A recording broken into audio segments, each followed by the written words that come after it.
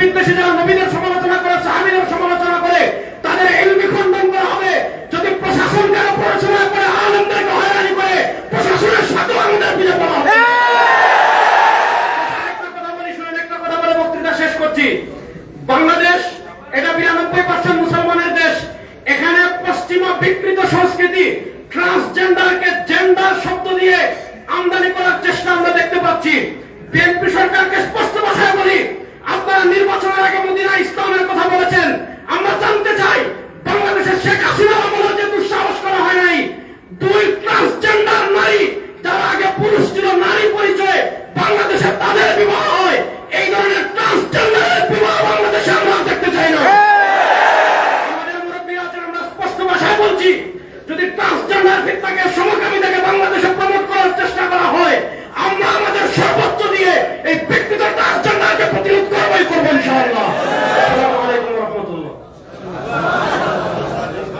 সম্মানীয় উপস্থিতি, এই পর্যায়ে আলোচনা রাখবেন বিশিষ্ট আলোচক মাওলানা মুফতি শামসুদ্দোহা আশরাফি।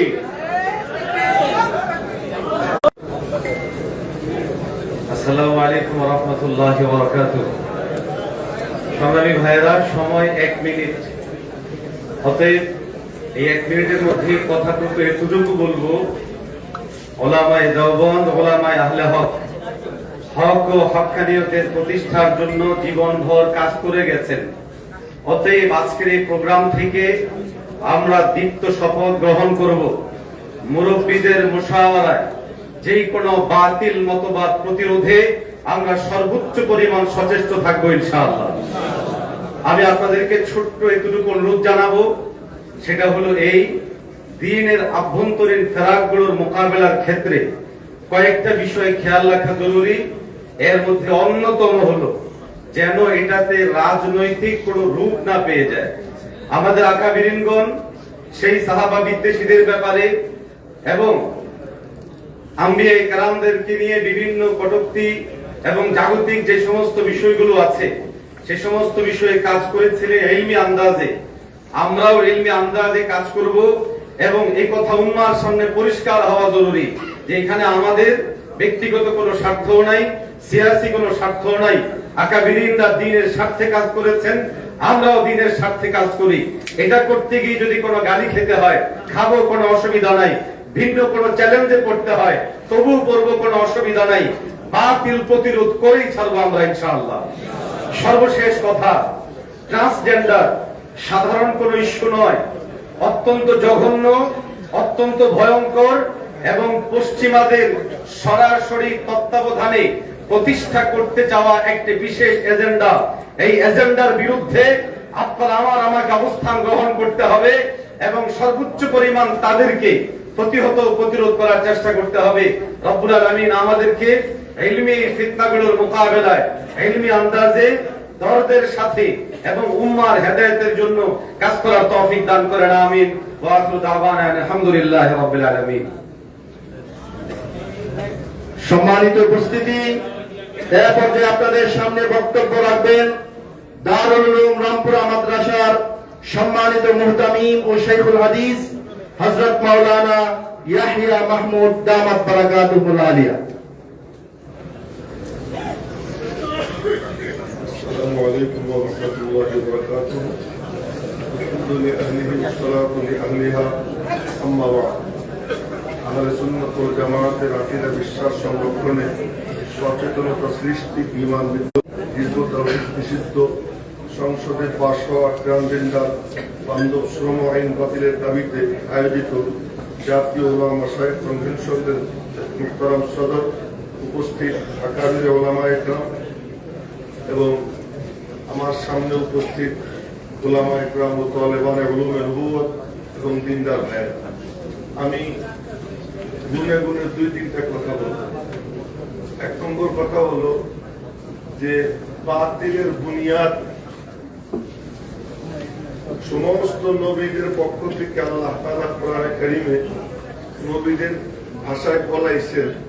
নবীরা বলছেন, ফাত্তাকুল্লাহ ওয়া আতিউন, তোমরা আল্লাহকে ভয় করো, আমারে মানো।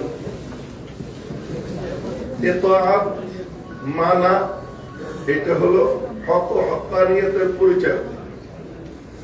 মুরব্বি না মানা, ইতাআতকে অস্বীকার করা, বিদআতগুলি দেখানো, এটা হলো বাতিলের বুনিয়াদ।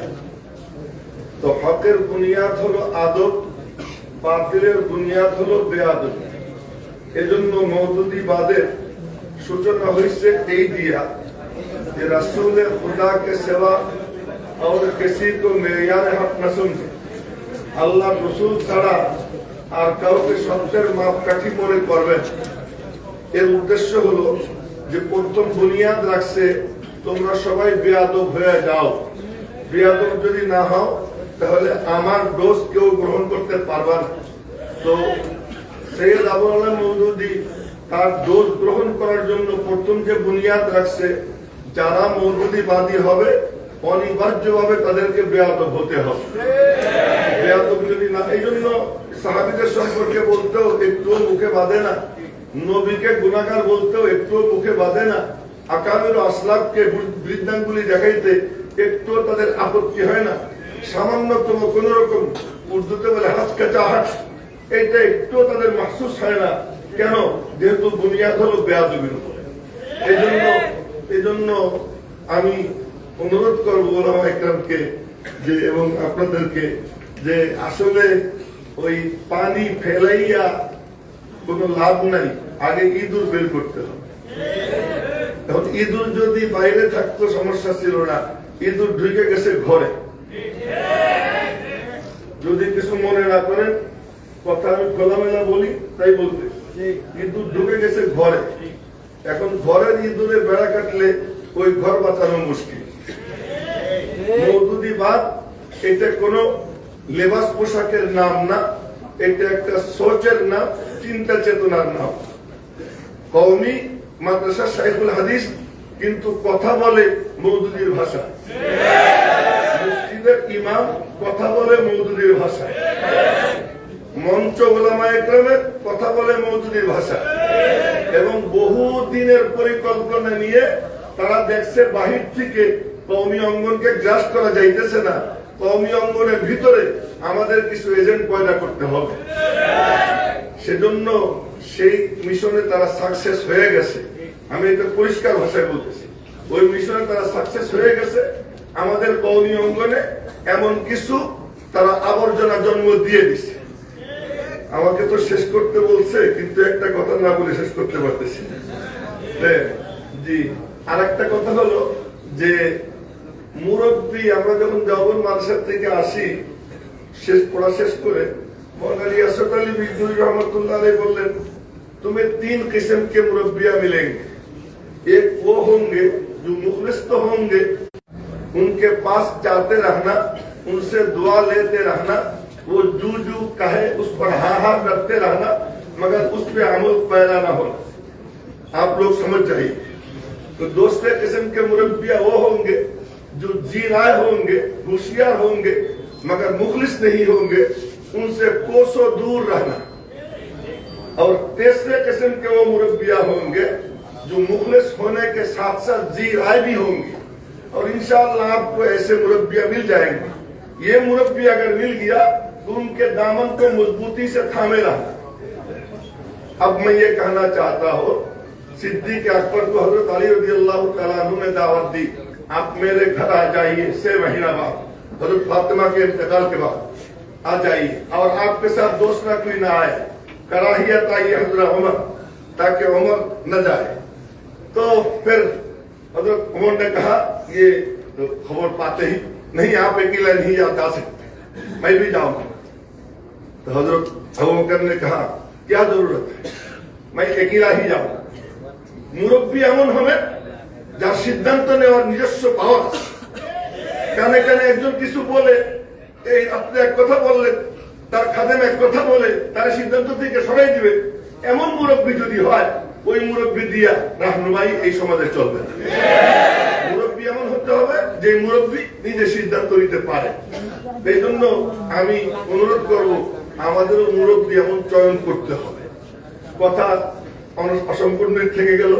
পরিশেষে বলবো যে ঘরের ইঁদুর তাড়াইতে হইলে ঘরের সকলকে সচেতন হতে হবে। চিহ্নিত করতে হবে ইঁদুরটা কে, ইঁদুর কয়জন, কারা, কোথায় এবং কোন জায়গায় কোন ভাষায় কথা বলে। যদি উলামায়ে দেওবন্দ এবং তাদের তালেবানে উলুমে নবুয়ত তাদের মধ্যে যদি এই যোগ্যতা না আসে, বাহার রঙ্গে কে খাহি তু জামা মি পুষ মান আন্দাজে কদতরা মি সেনাসম, তো তুমি যে রঙের পোশাকই পরো, যেই বেশভূষাই ধারণ করো, যেই মাকামেই বসো, আমি তোমারে চিনি, তুমি মওদুদির বাচ্চা। হযরত কাজী মুতাসিমুল্লাহ রাহমাতুল্লাহ আলাইহি বলতেন, সব দল বাতিল আর মওদুদি জামাত মাজমাউল আবাতিল, সমস্ত বাতিলদের মহাসমন্বয় এর মধ্যে ঘটছে। আমি বলবো আহলে হাদিস আলাদা কোনো দল না, ওদেরই একটা শাখা সংগঠন। এমন ভাবে একটা না, আরো বহুত আছে। তালাশ করলে দেখা যাবে বাংলাদেশে যারা এইসব করতেছে এর পিছনে ওই যে জামাল আব্দুল নাসির বলছিল যে পৃথিবীর কোথাও যদি দুইটা মাছের মধ্যেও যদি ঝগড়া লাগে সমুদ্রে, দেখবা পিছনে কোনো না কোনো একটা সিআই এর এজেন্ডা রয়েছে। আমাদের কওমি অঙ্গনে দিনই মানে গ্রাউন্ডে পরস্পর যত মতবিরোধ হয়, এর সব কিছুর পিছনে কোথাও না কোথাও কোনো মওদুদি তারা রয়েছে। আমাদের সাবধান হতে হবে। মানে বললাম, কথা শেষ করতে পারলাম না। আমার আলাইকুম আসসালামু আলাইকুম রহমতুল্লাহ।